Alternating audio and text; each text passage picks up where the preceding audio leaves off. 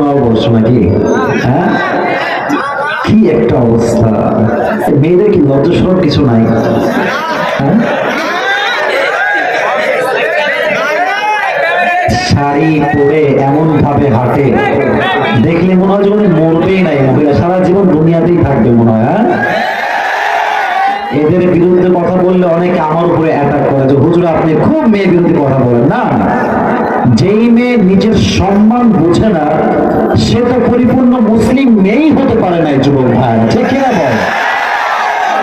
এরা শাড়ি পরলে আমাদের কোনো আপত্তি নাই, আমাদের সামনে পড়া যাবে না। আমাদের বিয়ে হয় নাই, আমাদের চোখের সমস্যা আছে।